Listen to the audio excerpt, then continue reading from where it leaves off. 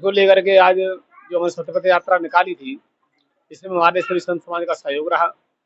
हमारे बगल में विराजमान हमारे त्रिमूर्ति सरकार, इनका बहुत अच्छा योगदान रहा और पूरा सहयोग रहा। और वहाँ से चल करके हमारी यात्रा 11 दिन में यात्रा पूरी हुई।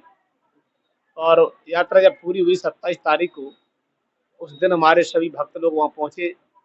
उन्होंने भी स्वागत सम्मान के तहत पूरी सहमति जताई। और हम चाहते हैं, नाम ही है सत्य पथ धर्म यात्रा, तो इसका मूल उद्देश्य है यानी सत्य के रास्ते पर हमेशा चल करके और जन जागरूक यानी प्रत्येक व्यक्ति को जागरूक करते हुए आगे बढ़ेंगे। और उसमें उद्देश्य है, एक तो नदियां हैं कि यानी नदियों को स्वच्छ बनाओ और नदियों को पवित्र बनाओ, उनका जल सही तरह ढंग से सही रखो, ताकि जल ही जीवन है, जल है तो हमारा जीवन है। दूसरा उद्देश्य हमारी गौ माता का, गौ माता के लिए देखा जाए तो कई बार कई माताएं हमारे सड़क के हादसे से आज अपने प्राणों को छोड़ देती हैं।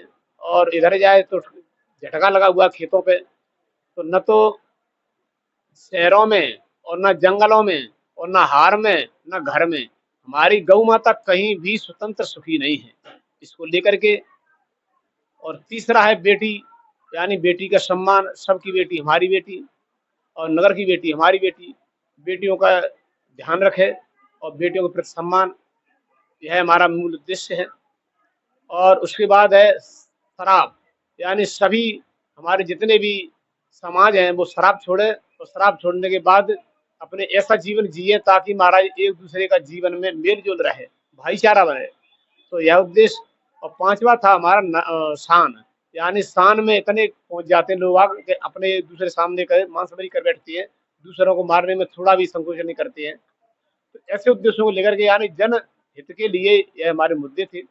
और हमारी गुरु महाराज की जो परंपरागत उन्होंने जो परिक्रमा की थी, उन्होंने आज से करीब 40-45 साल पहले, और हमारा तो संकल्प था 27 साल पहले का कि हम भी परिक्रमा देंगे, तो उसको लेकर के उन्होंने परिक्रमा दी, केवल जनहित के लिए, समाज सुखी रहे, एक दूसरे भाई मेल जोल मिलाप रहे और हमारे सभी लोग संत समाज भी सब एकत्रित रहे, यह हमारा उद्देश्य रहा। और इसके बाद अपने राम जी सोच रहे हैं इसके बाद एक भंडारा करेंगे, तो भंडारे में सबको बुलाएंगे। और जो रास्ता में हम चले तो इतना बड़ा भारी प्रेम मिला, सब लोगों ने बहुत सेवा की। हमारे यही अशोक गौरी पहुंचे यहाँ से और वापस लौटा के ले आए और इसी मकान में इन्होंने ठहराया। कहा महाराज कल हवन हुआ था और हम सोच रहे हैं 6 तारीख को आप बुलाएंगे, आप पहले आगे महाराज जी आओ इसमें ठहरो। हमारे केंद्र सरकार का फोन आया और हमारे बोला वो बच्चा फोन उनका आया, तो बहुत बढ़िया संतों ने बहुत विश्राम किया, बढ़िया भजन किया, संध्या की और भंडारा पाने के बाद सुबह यहाँ से निकले। हवन करने के बाद बहुत अच्छा लगा, बहुत सुकून अच्छा हुआ।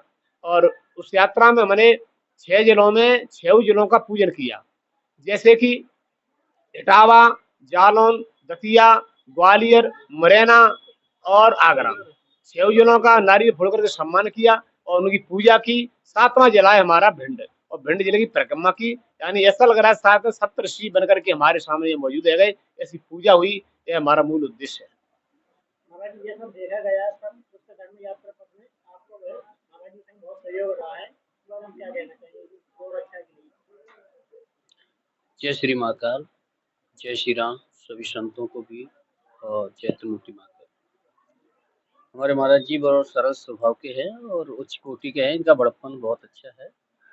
इनका जो मार्ग रहा है सतपथ वाला, उसमें जो है मेरा तो मामूली सा सहयोग कुछ नहीं है, मेरी तो सेवा थी। और ये निरंतर जब जब वक्त पड़ेगा, जब जब जरूरत होगी, तो ये त्रिमूर्ति सरकार ही नहीं, त्रिमूर्ति सरकार की कमेटी भी लोग हमसे आगे रहते हैं। और ये पद जो था बहुत सत्य का था मार्ग, और इसमें कोई व्यक्तिगत नहीं था।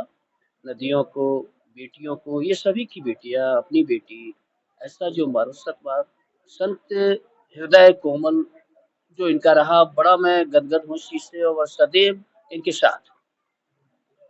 हालांकि रोड में भी महाराज जी रहा, तो ऐसी परिस्थितियां आने पर भी मैंने कहा मैं आऊंगा, चाहे पुलिस क्या कोई भी रोके, और मैं आया भी था उस वक्त।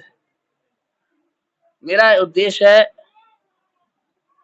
संत घर के बोरा थोड़ी भरते हैं, महाराज जी रोडों पे हैं तो जनता के लिए है, और जनता सेवा ही ईश्वर सेवा है, ऐसा मेरा मानना है।